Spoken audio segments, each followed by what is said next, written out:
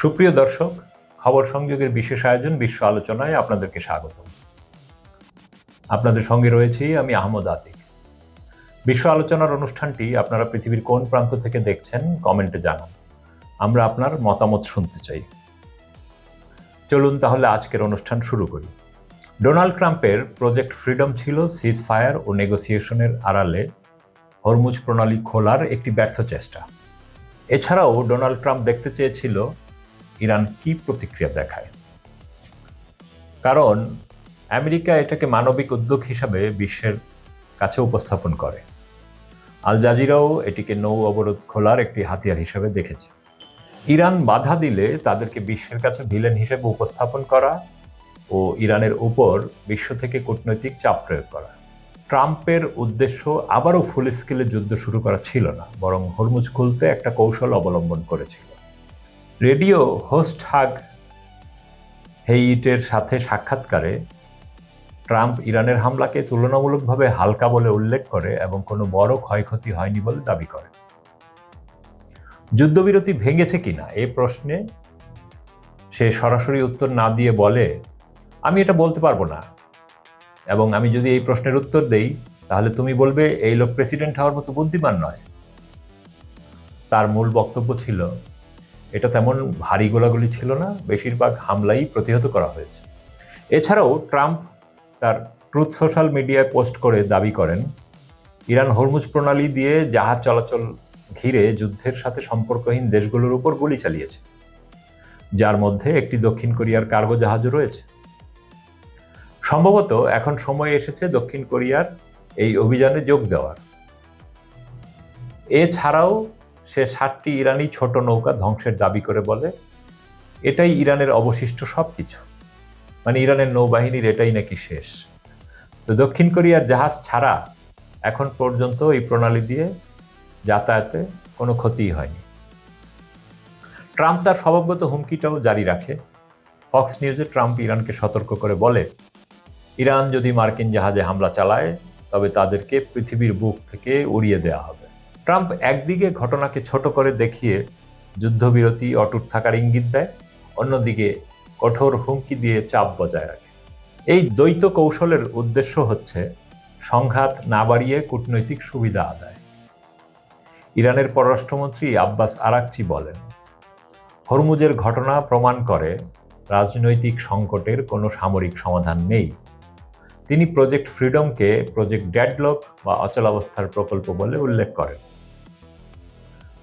তবে ইরান এই প্রজেক্ট ফ্রিডমের ফায়দা উঠিয়ে আরব আমিরাতের বিভিন্ন মার্কিন লক্ষ্যে সরাসরি হামলা করে বসে।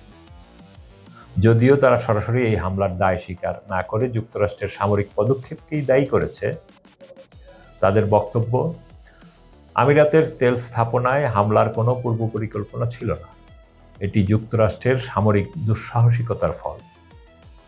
একই সঙ্গে তারা পাকিস্তানের মধ্যস্থতায় আলোচনার অগ্রগতির কথা উল্লেখ করে, যা কূটনৈতিক পথ খোলা রাখার ইঙ্গিত।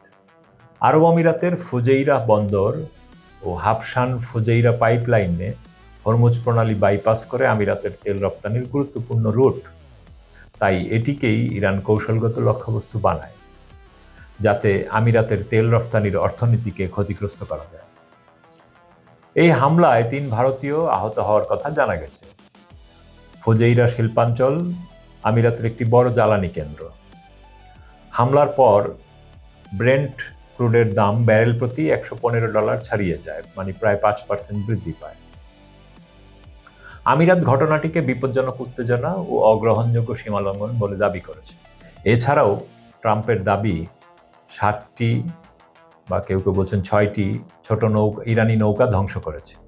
ইরানের দাবি 2টি বাণিজ্যিক জাহাজে হামলা করেছে আমেরিকান নেভি, 5 জন বেসামরিক মানুষ নিহত হয়েছে। তাদের মতে ওমানের খাসাব বন্দর থেকে আসা জাহাজগুলোই লক্ষ্যবস্তু করা হয়। ইরানের ফার্স নিউজ এজেন্সি আমেরিকান নেভির হামলায় বেঁচে যাওয়া আহত এক ব্যক্তির হাসপাতালের ভিডিও চিত্র প্রকাশ করেছে। অন্যদিকে মার্কিন বাহিনী বলছে বাণিজ্যিক জাহাজের জন্য হুমকি তৈরি করা ইরানি ছোট নৌকা ধ্বংস করা হয়েছে। এদিকে ইসরায়েলের বোম শেল্টারগুলো খুলে দেওয়া হয়েছে এবং তাদের সেনাবাহিনীও সর্বোচ্চ সতর্ক অবস্থায় রয়েছে। একাধিক শহরে জরুরি প্রস্তুতি নেওয়া হয়েছে, কারণ নাগরিকদের ব্যক্তিগত নিরাপদ আশ্রয়ের জন্য সেগুলো নেই। ইসরায়েলি সেনাবাহিনী জানিয়েছে, আমরা পরিস্থিতি পর্যবেক্ষণ করছি এবং উপসাগরীয় উত্তেজনার মধ্যে সর্বোচ্চ সতর্কতায় আছি। এটা তাদের ওয়াইনেট নিউজ থেকেই জানা গেছে। নেতানিয়াহু নিরাপত্তা বৈঠক করেছে আর নাফতালি বেনেট আমিরাতের উপর হামলাকে ইরানের পক্ষ থেকে যুদ্ধ পুনরায় শুরুর ঘোষণা বলে উল্লেখ করেছে। সবচেয়ে বড় আশার খবর হচ্ছে, এখন পর্যন্ত ইরানের ভূখণ্ডে আমেরিকা কিংবা ইসরায়েল সরাসরি হামলা চালায়নি, বরং আমিরাতের ঘটনার পর ট্রাম্প ঘটনাটাকে ডাউন প্লে করায়। মানে হচ্ছে সিজফায়ার বজায় থাকবে, ডিপ্লোমেসির রাস্তা একদমই বন্ধ হয়ে যায়নি। তবে ইসরায়েলের প্রস্তুতি দেখে আবারও ফুল স্কেলে যুদ্ধ শুরু হওয়ার সম্ভাবনা একদম উড়িয়ে দেওয়া যাচ্ছে না। তবে এই যুদ্ধের ঘটনায় প্রতিরোধ কাকে বলে তা দেখিয়ে দিল ইরান। কিভাবে বিশ্বটাকে বদলে দিতে হয় তাও দেখিয়ে দিল দেশটি। বহু পণ্ডিত ও বিশেষজ্ঞকে আমরা বলতে শুনছি, আমেরিকার প্রযুক্তির সামনে দাঁড়াতেই পারবে না ইরান, কিন্তু so called operation epic fury করতে এসে টের পাচ্ছে কতটা প্রযুক্তিতে উন্নত তারা।